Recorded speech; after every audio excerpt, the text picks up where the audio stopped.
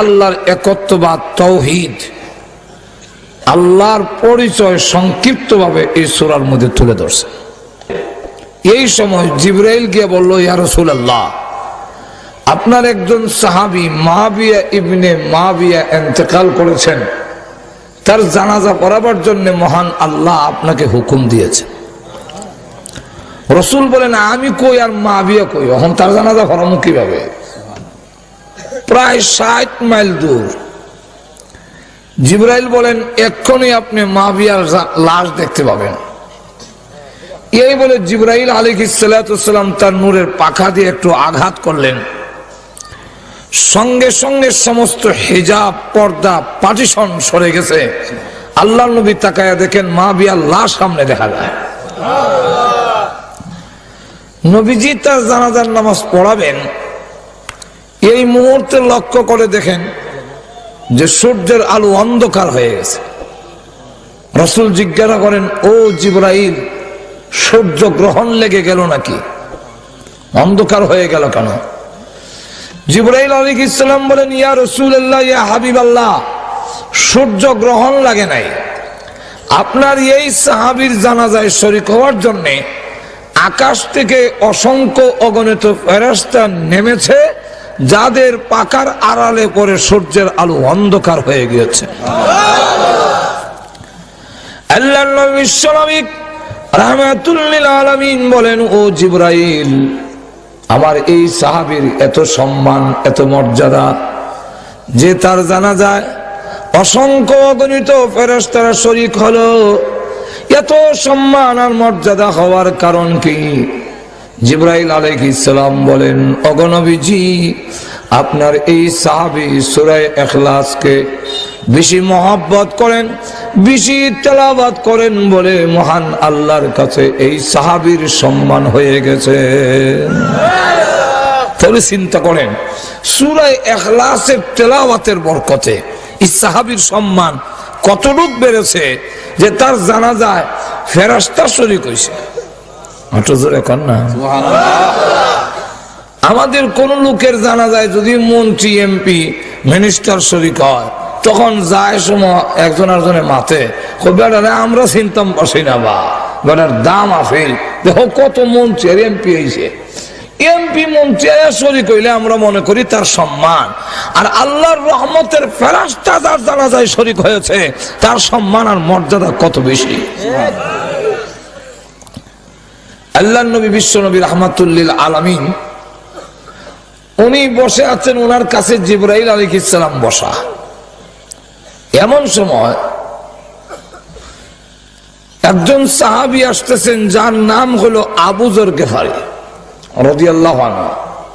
জিবরাইল বলেন, ইয়া রাসূলুল্লাহ, আপনার সাহাবী আবু যর গিফারি এসেছেন। রাসূল বলেন, ও জিবরাইল, আপনি কি আবু যর গিফারিকে চিনেন? জিবরাইল আলাইহিস সালাম বলেন, ওগো নবীজি, শুধু আমি নই, আসমানের যত ফেরেশতা আছে সকল ফেরেশতা আপনার এই সাহাবীকে চিনেন এবং সম্মান করেন। আল্লাহর নবী বিশ্বনবী রাহমাতুল লিল আলামিন বলেন, জিবরাইল, আমার এই সাহাবীর এত সম্মান, এত মর্যাদা যে ফেরেশতারা সকলেই তাকে চিনে। আমাদের বাদগাঁওই দেখা যায় একজন আরেকজনকে চিনে না। যেরকম ঠিক নেই, বাদগাঁওয়ে অনেক লোক আছে, এবারের বাড়ি যে বাদগাঁও হইলে আপনি চিনবেন না। যেরকম ঠিক না। আর হযরত আবু যর গিফারির কত সম্মান যে আসমানের সমস্ত ফেরেশতারা পর্যন্ত উনাকে চিনেন এবং উনাকে সম্মান করেন, ইজ্জত করেন। রাসূল বলেন, এত ইজ্জত সম্মান পিছনে কারণটা কি? তার কোন আমলের কারণে এত সম্মান? জিবরাইল আলাইহিস সালাম বলেন, ওগো নবীজি, আপনার এই সাহাবীর দুইটা কোয়ালিটি, এর মধ্যে একটা হলো তার ভিতরে কোনো অহংকার নাই, আত্মগরিমা নাই। দুই নম্বরটা হলো তিনি সূরা ইখলাস, কুল হুয়াল্লাহ সূরা বেশি বেশি পড়েন এবং এই সূরাকে মহব্বত করেন। এই কারণে আল্লাহর কাছে তার এত সম্মান, ফেরেশতার কাছে এত সম্মান। শুধু সূরা ইখলাস শুধু তা না, আল্লাহর নবী বলেন, সূরা ইখলাস যদি কেউ 3 বার তেলাওয়াত করিলা তাহলে তার আমলনামায় 30 পারা কোরআন খতম করলে যে সওয়াব হইতো সেই পরিমাণ সওয়াব তার আমলনামায় দিলা। সূরা ইখলাসের ফজিলত এইভাবে বলতে গেলে আজকের সময় শেষ হবে, কিন্তু ছোট্ট একটি সূরা তার ফজিলতের সীমা নাই। কেন? এই সূরার মধ্যে মহান আল্লাহর পরিচয় তুলে ধরেছেন। আল্লাহ একত্ববাদ, আল্লাহ যে এক, আল্লাহ যে অদ্বিতীয়, তার কোনো শরীক নাই, তার সমকক্ষ কেউ নাই। ঠিক না? তার সমকক্ষ আরো আছে? রাসূল কি আল্লাহ সমান? আমাদের সমাজে তো কিছু লোক নবীর আল্লাহ সমান নিয়ে বানাইতেছে, যেরকম ঠিক কিনা? আল্লাহর সমকক্ষ আর কেউ হতে পারে না। আল্লাহ যে সকলের ঊর্ধ্বে, সকলের খালেক, আল্লাহর পরিচয় এই সূরার মধ্যে তুলে ধরেছেন যে কোন নবী রাসূলও আল্লাহর সমান হতে পারে না। আমাদের মধ্যে যত গুণ আছে, যত কোয়ালিটি আছে, সবগুলো আল্লাহর দেওয়া। আর আল্লাহর যে গুণ আছে এটা কেউ দেওয়া নয়, আল্লাহর নিজস্ব। এখন ঠিক নেই? আচ্ছা যাক, এখন আসুন সূরাটার শানে নজুল বলি। কেন নাজিল করা হইল? শানে নজুলও অনেক লম্বা, তবে সংক্ষিপ্ত হইল। বিশ্বনবী রাহমাতুল লিল আলামিন যেই সময় আসছিলেন তখন মানব জাতি আল্লাহ ভুললা বিভিন্ন মাখলুকের পূজায় লিপ্ত হয়েছিল, গায়রুল্লাহর পূজায়। মানুষ আল্লাহ ছাড়া আর কারো পূজা, কারো ইবাদত, কারো উপাসনা করতে পারে না। কিন্তু মানুষ হইয়া বিভিন্ন বস্তুর পূজা, এর মধ্যে একটা হইল মূর্তি, মূর্তির পূজায় লিপ্ত হয়ে গিয়েছিল।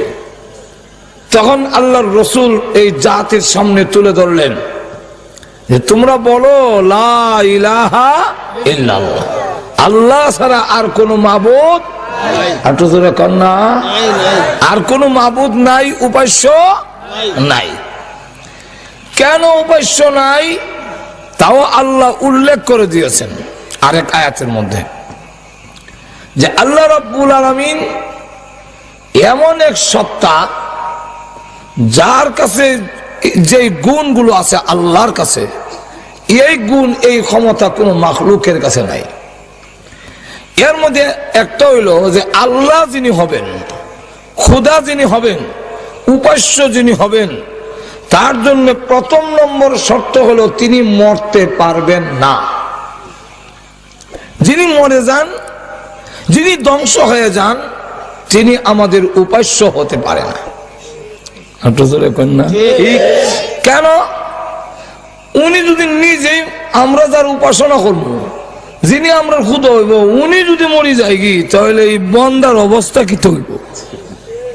মাঝরে কন্টেক্ট কিনা? তাহলে প্রথম নম্বর শর্ত হলো তিনি মরতে পারিবেন না। 2 নম্বর হলো আল্লাহ নিজে পরিচয় তুলে ধরছেন। এগুলা সময় নাই, বিস্তারিত আলোচনার দরকার। এগুলা গেলে এখন আমার অনেক লম্বা হয়ে যাবে। এখন লক্ষ্য করে দেখেন, রাসূল যখন বললেন যে বলো আল্লাহ ছাড়া কোনো মাবুদ নাই, তখন কাফেররা আয়া কয় আপনার আল্লাহ কিসের তৈরি? আমরা দেবতা তো কোনটা স্বর্ণের তৈরি, কোনটা রূপার তৈরি, কোনটা পাথরের তৈরি, কোনটা মাটির তৈরি, কোনটা কাঠ দিয়ে বানাইছি। আপনি আল্লাহ কিসের তৈরি? 2 নম্বর হলো আপনার আল্লাহ খায়নি, আপনার আল্লাহ ঘুমাননি, আপনার আল্লাহ উনি ওনার ছেলে মেয়ে আছে কিনা, ওনার বউ আছে। এই জাতীয় যাবতীয় প্রশ্ন যখন রাসূলকে এসে করা শুরু করলো, আপনি আল্লাহর পরিচয় দেন। আমরা তো ভগবানও আছে, ভগবতীও আছে, যেরকম ঠিক না? ভগবানের বউ ভগবতী, ঈশ্বর আছে, ঈশ্বরীয় আছে, যেরকম ঠিক নেই? আমরার গড় আছে, গড়েজ আছে। সুতরাং আমাদের তো দুনো দিক আছে। আপনার আল্লাহ যে বলতেছেন ওনার আল্লাহ আসেনি। আল্লাহ রাব্বুল আলামিন তখন তাদের জবাব দেওয়ার জন্য সূরা ইখলাস নাযিল করলেন। এখন আমাদের আল্লাহ হলো বহুজন, এক একটা সেক্টরে এক একজন। একজনের নাম গঙ্গা দেবী, উনি গঙ্গায় বিপদে হলে সাহায্য করব। একজন হলো শিক্ষা দেবী, শিক্ষা উৎকা লেখাপড়ার লেগে গেলে ওনার কাছে যাইতো। আর একজন হইল লক্ষ্মী দেবী, ও লক্ষ্মীর থেকে ফিরাইবার লেগে লক্ষ্মী দেবী। এইভাবে এক একটা সেক্টরে এক একজন ফিট করিয়া শুধু কাবাগরের মধ্যে 360টা মূর্তি আছে, তারা 33 কোটি দেব দেবীর পূজারী। সকলে মিললেও তারা সমস্যার সমাধান করতে পারে না। কেমনে পারবো? এটা তো একটাও জিতা হই না, পারবো কেমনে? মূর্তিগুলোকে জিতা না মরা? আল্লাহ নিজে বলে আমওয়াতুন গায়রু আহিয়া,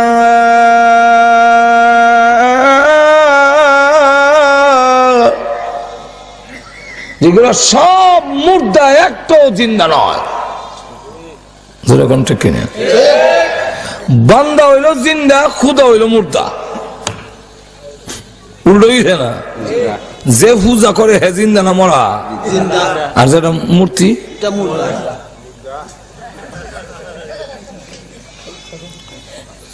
এমন দুর্বল, তার নিজের খাবারটা রক্ষা করতে পারে না, তাহলে তোমরা উপরে ঠাডা হলে হে ফিরাইব কেমনে?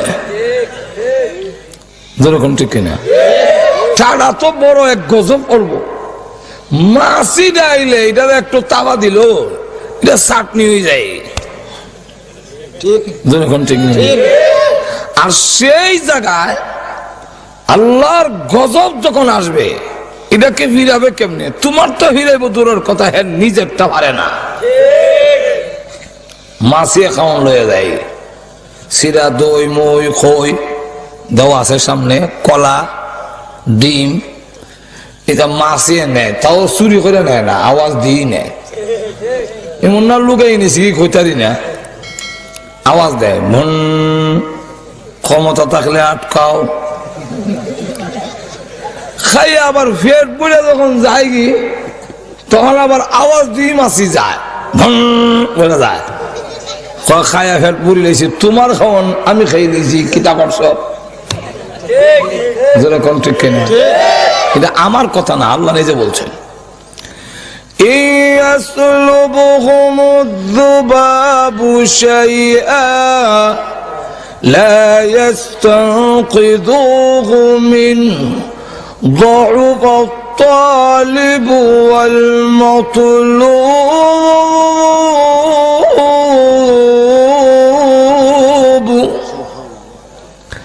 মাছিয়ে খাওয়ান লইয়া যায়, يسلبهم الذباب لا يستنقذوه منه, রক্ষা করতে পারে না মাছির হাত থেকে তার খাবার। ضعف الطالب والمطلوب, যে কামনা বাসনা পেশ করে সে হইল তালেব, আর যার কাছে করে তার নাম মাতলুব। আল্লাহ বলেন ضعف الطالب والمطلوب, তুমি যেমন দুর্বল তাই তুমি সন্তান আর বিভিন্ন চাকরি নকরি শিক্ষা দীক্ষা চাচ্ছ তার কাছে, তুমি দুর্বল হইয়া তো এটা প্রমাণিত হইল যে তুমি দুর্বল। কিন্তু তুমি যার কাছে চাচ্ছ সে তো তোমার থেকে আরো 100 গুণ দুর্বল। দুর্বল না? তাহলে তোমারও রক্ষা করবো কেমনে গজব থেকে? রসুলের সামনে একবার আইসে মূর্তি একটা বগল তুলে তুলে, রসুল জিগা এটা কিটা? কই না আমার দেবতা, এটা আমার ভগবান। তুই তার একটা হাত ভাঙ্গা কেন? কই না আমি বেরিয়ে ভাঙছি। কেমন ক্ষুধা চিন্তা করে, বন্দা বেরিয়ে হাত ভাঙ্গিলা। আর আমাদের আল্লাহ এমন আল্লাহ, আল্লাহ পরিচয় তুলে ধরছেন, আমি দুর্বল নই, যেরকম ঠিক না, সকলের কাছ থেকে বদলা গ্রহণ করার ক্ষমতা আমি আল্লাহর আছে, যেরকম আছে কি নাই। আমি কোনো কিছু করতে হইলে কোনো বাহিনী লাগে না, খালি কইলি হয় ওই যে ভাই, যেরকম ঠিক ইন্নামা আমরুহু ইযা আরাদা শাইআ أن يقول له كن فيكون।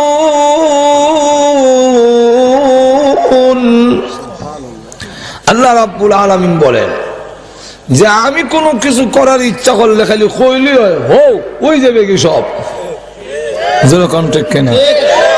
জায়গা হইতেছে না, মেহরবানি কইরা একটু আগাইলে আরেক বাইরে যদি মজলিস জায়গা দেন, আল্লাহ বলেন আমি তোমাদের জায়গা বড় করে দিব। সুতরাং আপনারা চাইননি ব্যস্ত হাসরের মাঠে জায়গা বড় হোক, এটা চাইননি আপনারা, তো চাইলে জায়গা লড়েন, যে লড়তো না বোঝা যায় হ্যাঁ চায় না। এই জন্য যারা যারা চায় যে হাসরের মাঠে পরকালে আমার জায়গা বড় হোক, ওই লড়বো, লড়া দেবো, লড়া দিতেইব। জায়গা না থাকলেও আপনি লড়া দেন ভাইরা আমার। তাহলে এখন আসুন লক্ষ্য করে দেখেন, আল্লাহ রাব্বুল আলামিন তিনি দেখাইয়া দিয়েছেন যে বেশি বড় জিনিস লাগে না আমার বিরুদ্ধে যারা যায়। নমরুদ আমার বিরুদ্ধে ছিল, বড় বাহিনী ব্যবহার করছি না, খালি মশা ছাড়ি দিয়েছি, মশা, যেরকম ঠিক কিনা, খাইয়া করে জুতাটা বেরিয়ে বিদে ফেলে দিছে, সারা বাহিনী খাইয়া শেষ। আর নমরুদ দ্বারা খালি খাইয়া শেষ না, নাগাদা মশা ঢুকাইয়া জুতাটা বেরিয়ে নেওয়াইছি। ফেরাউন আমার বিরুদ্ধে ছিল, আমি খালি পানিরে হুকুম দিছি, শেষ সুবাই লিছে, যেরকম ঠিক কিনা। আবরাহার বিরাট বড় হস্তি বাহিনী আমার ঘর নিশ্চিহ্ন করে দিবে, আমার বিরুদ্ধে ষড়যন্ত্রের জন্য এসেছিল, বড় বাহিনী ব্যবহার করেনি। আব্দুল মুত্তালিব কাবা ঘর ছেড়ে দিয়ে আল্লাহর হাওলা করে দিয়া কয় তোমার ঘর তুমি রক্ষা করো, আমি মারতাম না, কারণ আমার ক্ষমতা নাই। তার উটের জন্য আবরাহার বাদশার কাছে যখন গেল, আবরাহার বাহিনীর কাছে, যে আমার কিছু উট আপনার বাহিনী হেরা আটকাই দিয়েছে, আমার উটগুলো ফেরত দিলেন। তখন আবরার বাদশা জিগায় তোমরা গড় ভাঙ্গিলে আল্লাহর ঘর, ঈদের লেগে কোন তাকাও না, তোমার উটের লেগে আইসো কইছা। তখন আব্দুল মুত্তালিব জবাব দেয় উটের মালিক আমি, এই জন্য আমি আইসি, আর গড়ের মালিক আল্লাহ, গড় আল্লাহ রক্ষা করবো। এই বিশাল অস্থি বাহিনীকে ধ্বংস করার জন্য আল্লাহ কোন শক্তিশালী বাহিনী ফেরেশতা পাঠাইলেন না, ছোট আবাবিল পাখি, ছোট ছোট পাখি, চড়া পাখির মতো এই পাখি যথেষ্ট, যেরকম ঠিক না। এমন ভাবে নেস্তেনাবুদ করে দিল, একবারে গরুয়া ঘাস খাইয়া সাবাইয়া ফেলাইলে যেরকম কাসফি মাকুল, একবারে সাবানি ঘাসের মতো হিসা করে নিয়েছে, যেরকম ঠিক না। আল্লাহ দেখায় দিয়েছেন আমি দুর্বল নই, আমি সবল, আমার উঙ্গানি নাই, আমার ঘুম নাই, যেরকম ঠিক নেই। তো হেরা মূর্তির হাত ভাঙ্গি লিছে বেরিয়ে, তো কইল এটা কেন লেগে বাংলা, বাঙ্গার কারণ হইল আমি তো সবসময় এটার সাথে লইয়া চলি, পূজা করি। তো একদিন পেশাবে ধরছে, ভাবলাম এটার সাথে লইয়া কেমনে পেশাব করতাম, এর লেগে গাছের সাথে ধাক্কা দিয়ে তৈরি গেছে, কারণ হ্যাঁ তো নিজে নিজে খাড়িতে পারে না। চিন্তা করেন কেমন পাগল, যেরকম ঠিক। মানুষের যখন নাকি মূল হক থেকে, সত্য জিনিস থেকে সরে যায়, তখন তার জ্ঞানের মধ্যে পর্দা পড়ে যায়, কি সে হক আর বুঝে না। আমরা দেশে এই সহজ কথাটা বুঝে না যে নবী যেদিন দুনিয়াতে আইলেন এদিন তো বিদায় হইলেন, যেরকম ঠিক।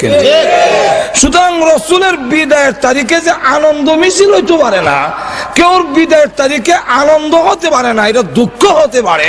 কারণ মহব্বতের জিনিস যদি হয়, আর মহব্বতের যে হয় তার মৃত্যুর তারিখে কোনো আনন্দ করতে পারে না। এই সহজ জিনিসটা ওরা বুঝে না। এরা নবীজির বিদায়ের তারিখে আনন্দ মিছিল দিয়া আর নিজের গর্বের সাথে খায়। যেরকম ঠিক কিনা? কেন বুঝে না? যখন বাতিল হয়ে যায়, ভুল হতে রওনা হয়, তখন হক পথ দেখে না, পর্দা পড়ে যায় গিয়ে।